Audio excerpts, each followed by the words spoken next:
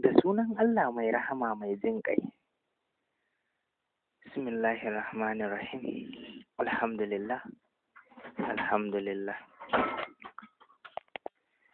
To masha Allah. Ga mu a labarinmu na yau, wanda ya kasance labari ne da ya faru da gaske a kuma duniyar nan namu. Bismillahirrahmanirrahim. Labarin jarumar ya fara kamar haka. A hankali take tafiya bisa titi. Tana waigen bayanta, alamun rashin gaskiya sun bayyana a tare da ita. Kallo ɗaya saka mata ka fuskanci cewar a tsorace take. Sanye take da doguwar riga ta jallabiya baƙa, kanta yana sanye da ɗan guntun hijabi fari.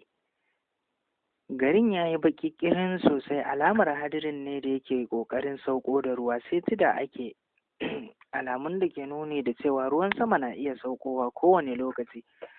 Tsallaka titi ta yi domin ta nufi wata hanya wadda ta ɗan ɗauki wata kwana, ta sake miƙewa sambal, ta ci gaba da tafiya tana waige-waige. A daidai lokacin da ruwan sama ya sauko da ƙarfi, a daidai lokacin ne wani mota mai shegin kyau da ɗaukar ido ya yi mata ado, ya mata oda a bayanta.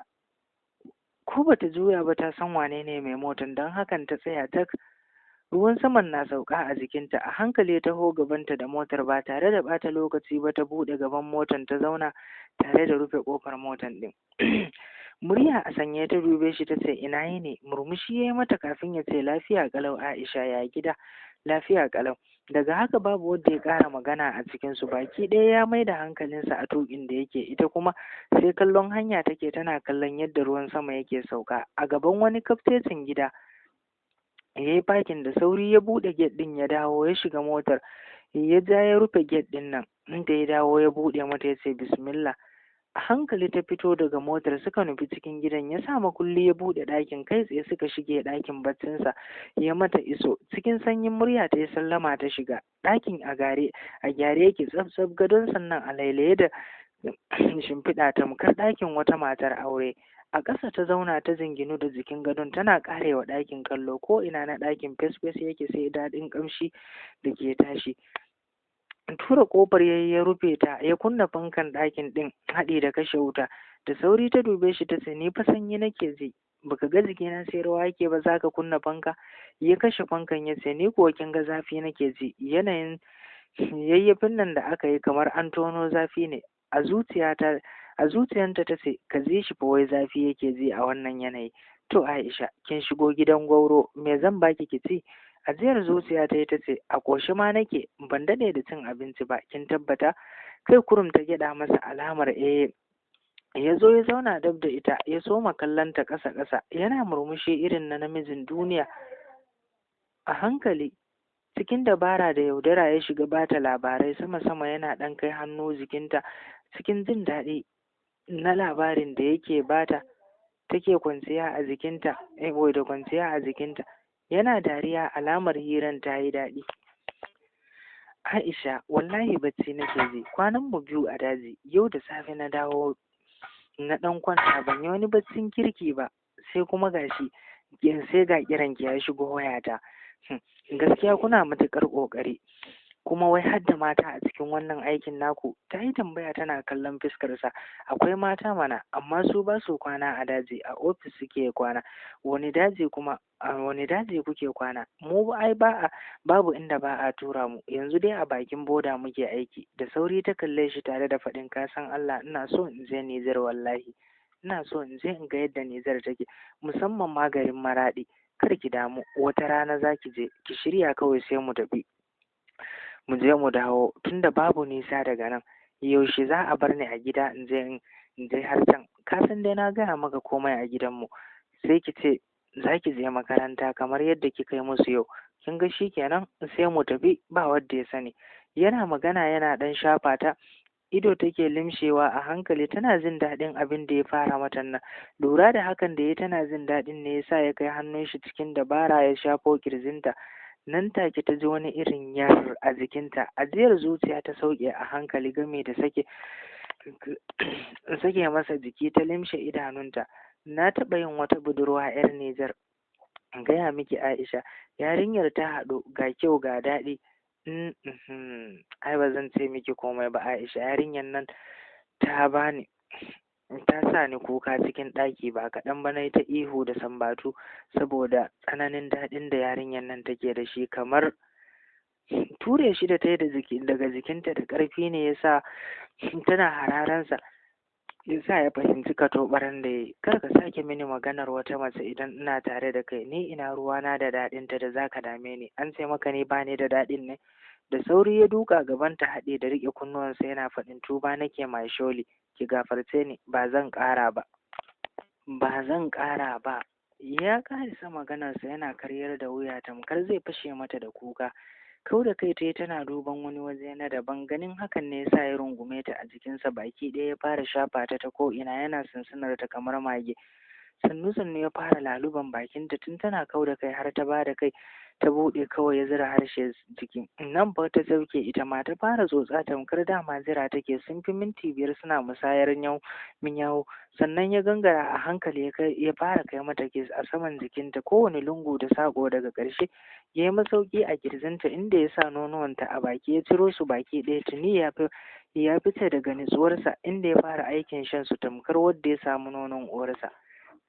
Ya ɗaga ta ya gado da ita, idanunta a limshe, jikinta sai rawa yake. Wasannin da ya fara yi da ita ne yasa abun ya yi ƙarfi, abu sai gaba yake, abu na mata daɗi. Can ne ta yi wani irin ihu da ƙaran daɗi tare da ƙara ƙanƙame shi da ƙarfi iya ƙarfinta, sai da ta kai tsawon mintuna 3 a haka kafin sai ta ture shi da ƙarfi daga jikinta. Yana ƙoƙarin neman hanyar shiganta, abinda bata taɓa yi ba a rayuwarta kenan ko a mafarki.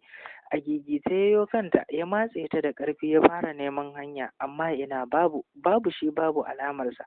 Wani kuka ta sake haɗe da ihu tana faɗin, ka ƙyale ni, ni ban taɓa aikatawa ba, ka rabu da ni. Cikin ɓacin rai da baƙin ciki ya zauna ya dafe kai da dukkan hannunsa guda biyu. Cikin ɓacin rai ya fara sambatu. Why me yasa a koyaushe nake cin karo da bejin ne? Me yasa nake haɗuwa da bejin wadda ba na samun damar abin da nake so?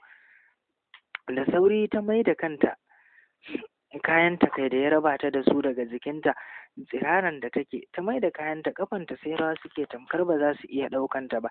Jiki a sanye ta zauna ta jinginu a jikin gadon tana mai da numfashi a hankali. Da sassarfa ya jawo jiki ya zube a jikinta, idonsa ya kaɗa ya yi jawur. Dama ga sunan tabarkalla sai ƙara bulu-bulu da suka yi. Muryarsa a raunane yake faɗin, Aisha ya zaki mini haka muka yi da ke? Haba Aisha, cikin rawar murya ta ce, ni fa ban taɓa yin sex ba, ban taɓa aikatawa ba wallahi, iyakata dai da samarika na ma wasannin nan ne kawai, abinda na san ina yi kenan. Kaga kuma ba haka bane a wajenka, kai kuma ka riga ka saba shiga, ni kuma ban shirya ba. Amma me kika ce mini? Kin fa amince duk abin da zan yi babu damuwa. Ina ce min in kika yi zaki iya yi min komai don na ji daɗi, ki faranta min, zaki mallaka min komai naki. In dai har zan tsaya a kan ki ke kaɗai ba zan nemi wata ba, za ki iya yi min koma menene, zan same ki yadda nake so. Ke fa kika min wannan alƙawarin, za ki yi min komai kuma za ki kula min da kanki, ni kaɗai ne zan shige ki. To me zai sa ki mini haka? Haba mana Aisha, ni fa ba haka nake nufi ba. Ina nufin zan baka ko ina na kaina da jikina, ba wai ina nufin zaka san ni ya mace ba. A'a, wasannin ne kawai zan iya kasancewa, kuma ba zan ƙara bari wani ya taɓa maka ko ina a jikina ba. Da irin wannan wasannin, amma ban da shiga ciki gaskiya. To yanzu ya kike so na yi kenan? Ni ai na gaya maka iyakan gaskiyata.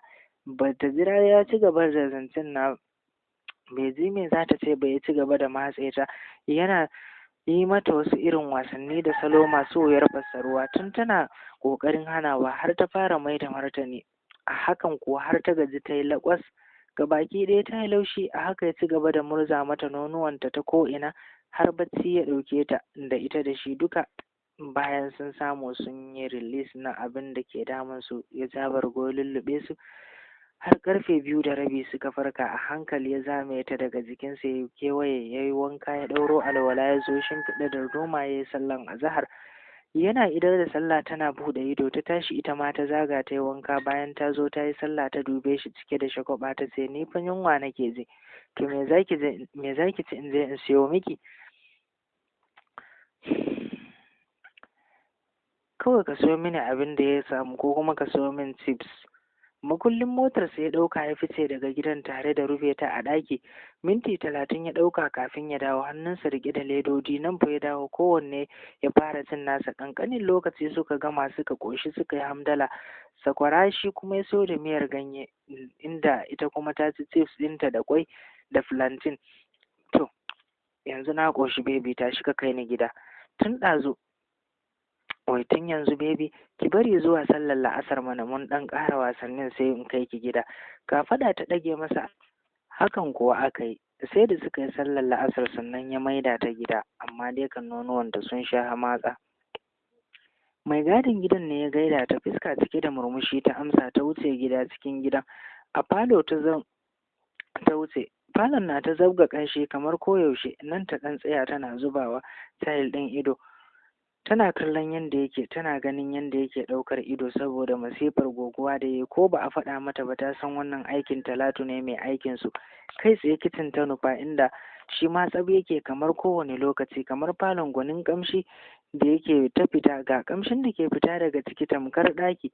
Dawowa ta yi ta nufi ɗakinta, komai tsab gadonta ta faɗa haɗi da limshe idonta. Bacci mai daɗi ya yi awon gaba da ita. Talatu ta shigo ta tarar da ita tana bacci. A hankali ta ci gaba da baccinta, ba ta tashi ba sai wajen karfe 5:30. Shi ma alam ɗin wayar ta sai ta sanar da ita, ta tashe ta daga baccin da take saboda tana jin daɗinsa, ba za ta so ta tashi ba. A haka ta miƙe da salati ta fito zuwa falo, inda Talatu ta nufi ɗakin, ta same ta a kishingiɗe tana hutawa. Hajiya Talatu, hutu ake haka? Da sauri ta miƙe zaune tana so kai, fuskanta da murmushi ta ce, uwar ɗaki na, kin tashi daga baccin? Na shiga naga kina bacci sai kawai na kama aiki na, dan hatta kayan miyar da zaki yi amfani da shi na markaɗa miki, na tafasa, na yi duk abin da ya kamata. Ƙwai ma na gyara shi, sai dai kawai ki soya ne ki ci gaba da sanwarki. Duk aikin da ya kamata na yi dai na gama. Amma wallahi kin kyauta min Talatu, dan bacci ne ya sace ni. Gashi saura minti 30 su anti su dawo. A ɗaki ta baro Talatu tana ƙoƙarin ɗaura ɗankwali. A haka ta fito ta nufi kicin domin ɗaura abincin dare kafin masu gida su dawo. Cikin ƙanƙanin lokaci gida ya baɗe da ƙamshin girkin da take yi. Dafa dukan taliya ta yi, wacce ta ji busasshen kifi da nama. Bata ɗauki lokaci ba, ta ci gaba da haɗa komai da komai, baki ɗaya ta ajiye a dainin. Da misalin ƙarfe 6:15 masu gidan suka dawo, ta gaida su, suka amsa da fara'a. Diyata, me aka dafa mana ne haka? Na ji gidan na ta tashin ƙamshi. Uncle, mutumiyarka ce aka dafa. Wow, ki ce dai zan kwashi girki yau kenan. Insha Allah, to Allah ya miki albarkoki. Amin uncle. Bayan sallar magariba suka nutsu a dainin domin ba wa cikinsu haƙƙinsa. Kowa idan ka dube shi fuskan shi wasai, da alamar suna jin daɗin sanwar nan da aka yi. Tsit kake ji a wurin, babu mai cewa komai a cikinsu in banda ƙaran cokula da kake ji, baka jin komai. Duk sanda Aisha za ta ɗago ido sai ya faɗa cikin na uncle ɗinta, sai dai kawai ya sakar mata da murmushi. Ƙasa ita ma take maida masa da martanin murmushi. Duk abin da ke faruwa anti Abida ba ta da masaniya akan haka. Ita dai kwasar girki kawai take, babu abin da ke damunta. A haka suka ƙara cin abinci, inda anti Abida ta yi musu sai da safe ta wuce ɗakinta, domin dama ita ƙa'ida da dokar ta kenan, in ta dawo daga aiki za ta yi wanka, ta yi sallah, ta ci abinci. Bayan ta gama cin abinci, in ta haura ɗakinta, a can za ta yi sallar isha'i. To daga nan kuwa za ta kwanta, ba za ta ƙara ganin kowa ba sai kuma da safe. Da safen ma sai ƙarfe 7 yayi za ta sauko. A nan za a gaisa, a ci abinci, a yi breakfast. In aka gama a wuce aiki. Ita da mai gidanta aikinsu kenan a kullum, kasancewar aikin banki suke yi da ita da mai gidanta baki ɗayansu.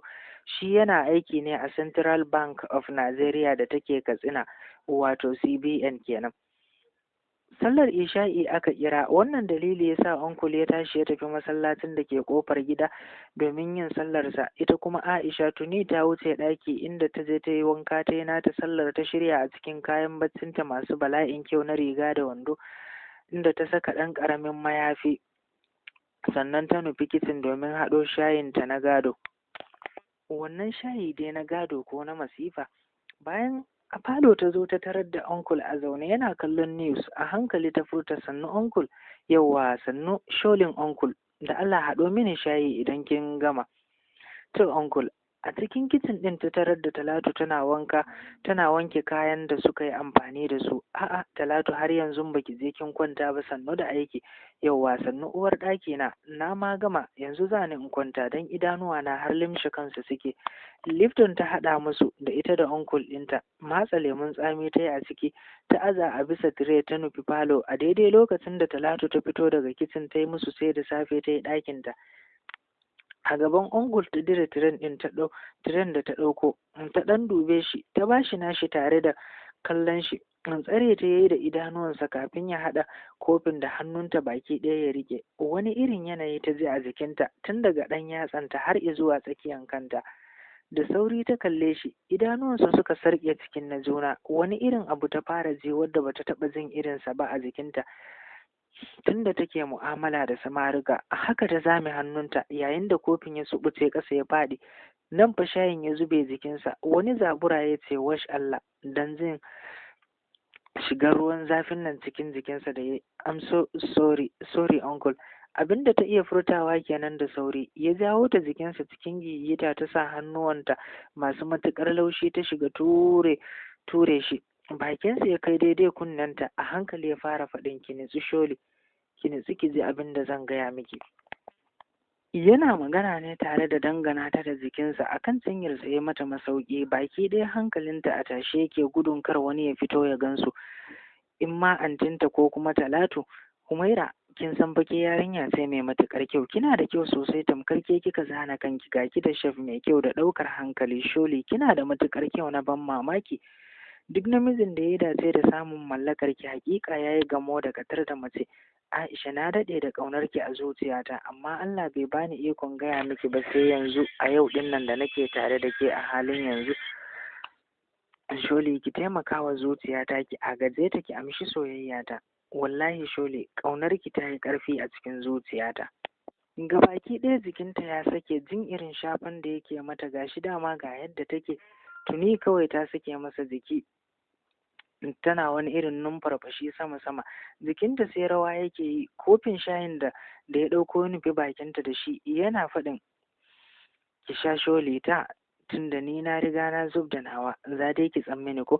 A hankali ya fara bata a baki, shi ma yana sirfan nashi yana kurɓa har suka shanye baki ɗaya. Mu je na raka ki kwanta Sholi, za ki makaranta da safe ko? Kai ta ɗaga masa alamar ya ɗaga ta yi ɗakinta da ita a hannu tamkar wata matarsa ko kuma 'yar ƙaramar ɗiyarsa wadda ba za ta wuce shekara 3 zuwa 4 ba. A kan gadonta ya shimfiɗe ta, da gangan ya yi hakan kamar zai tafi domin ya ga yadda za ta yi, domin ya kula da ita sarai da yadda jikinta yake amsar saƙon nan da ya zo mata da shi. Cikin wani irin murya wadda ita kanta bata san tana da shi ba ta ce, uncle ina za ka je kuma?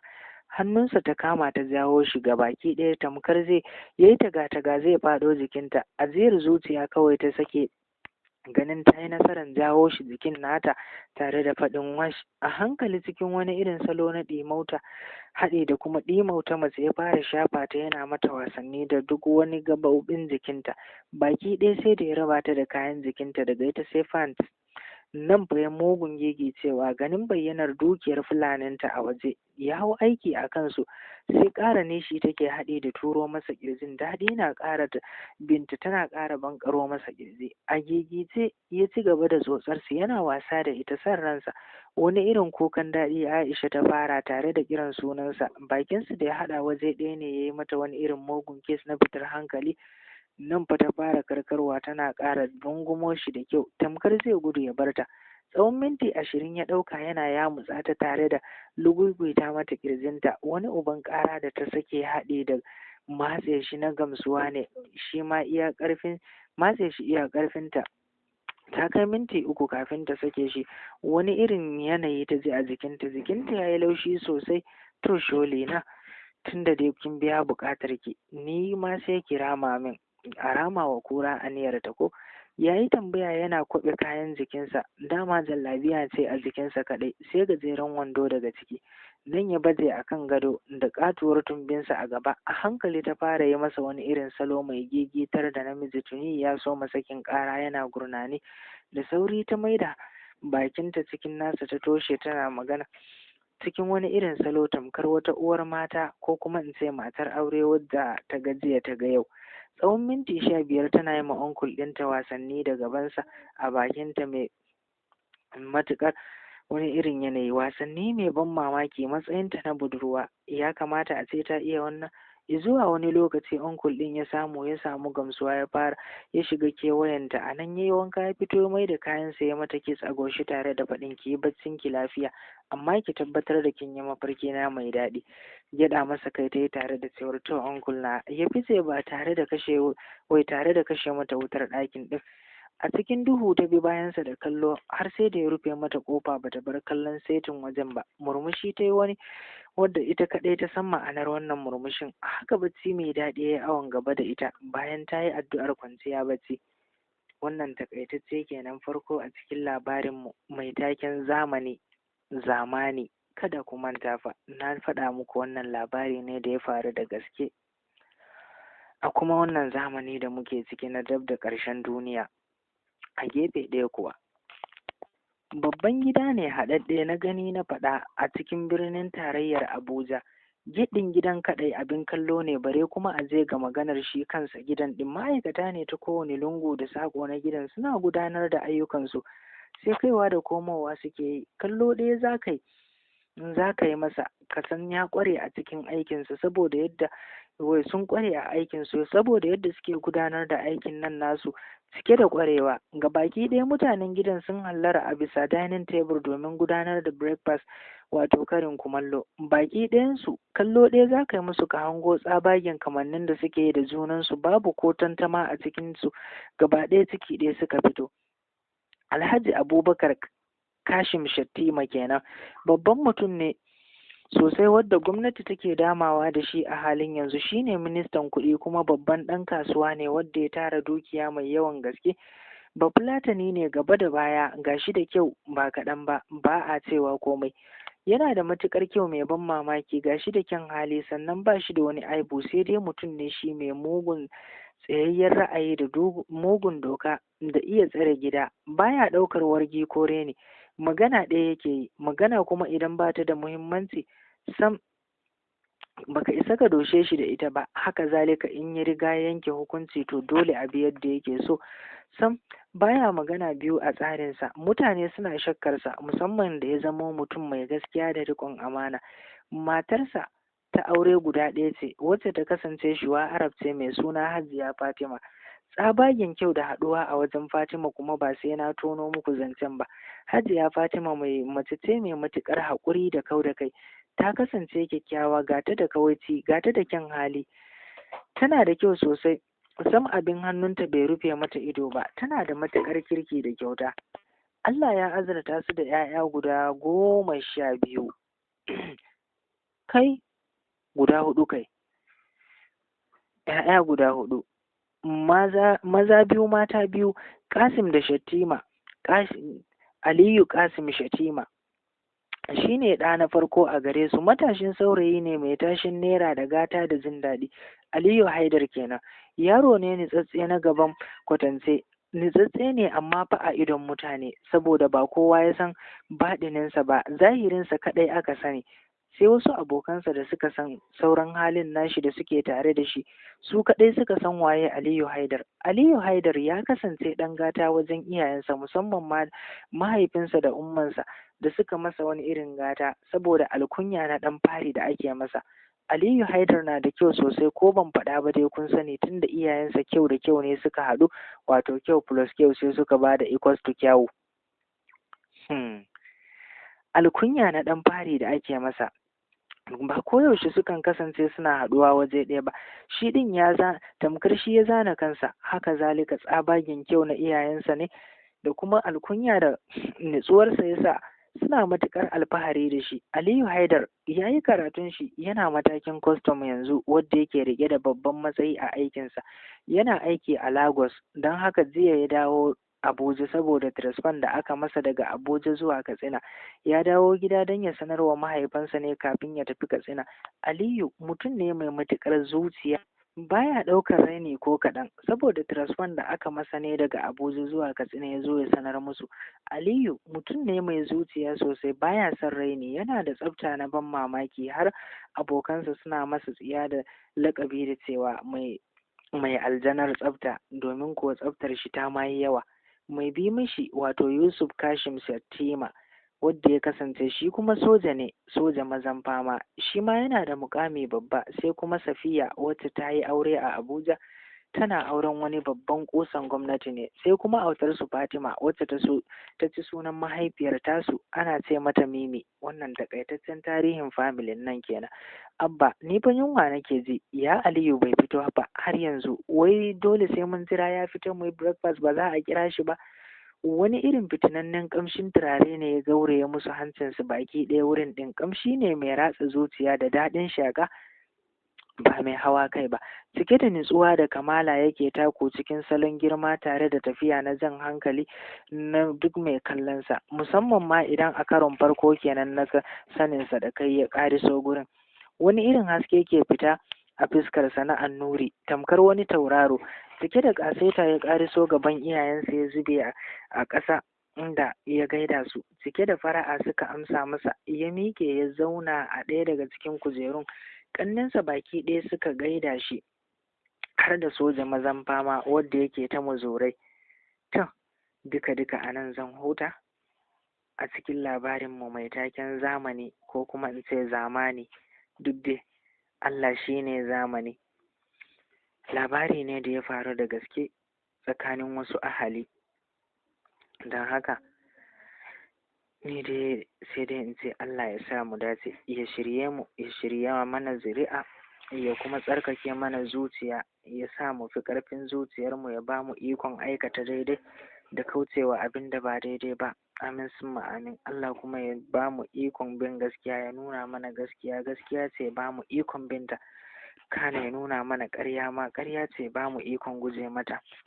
Don haka ɗan Hamza ke muku fatan alkhairi, a huta lafiya.